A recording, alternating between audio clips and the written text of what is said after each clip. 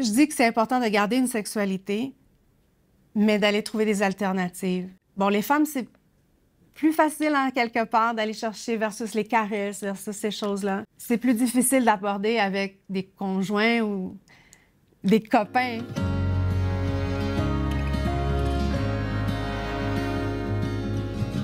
Au niveau de la sexualité, il peut y avoir un impact avec l'annonce d'un diagnostic de SP. Ça peut être un impact physique, ça peut être un impact psychologique, en fait. Par exemple, il y en a qui vont avoir des problèmes érectiles ou des problèmes de libido, mais aussi psychologique au niveau des symptômes. Parfois, on a de la douleur, des fois, on a des engourdissements.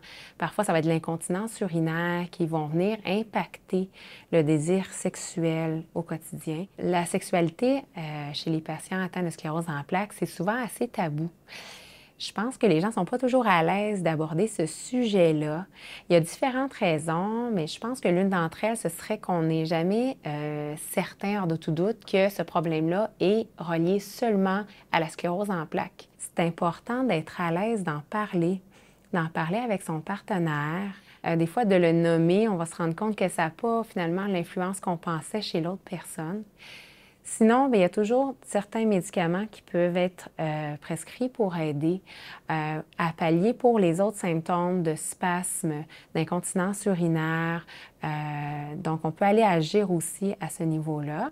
On peut aller voir un psychologue aussi. Puis, il y a différents professionnels de la santé qui peuvent être impliqués, que ce soit le neurologue, l'infirmière, gynécologue, urologue. Donc, tout dépendant du besoin, on peut aller chercher une ressource. Moi, c'est mon gynécologue qui a fait des recherches et tout. Puis finalement, il a trouvé, c'est la seule chose qu'il a trouvée, mais c'est un gel qui est beaucoup plus sensible, qui rend une sensibilité pas extrême, mais beaucoup augmentée. C'est sur prescription, mais qui peut permettre d'avoir peut-être un peu plus de sensations.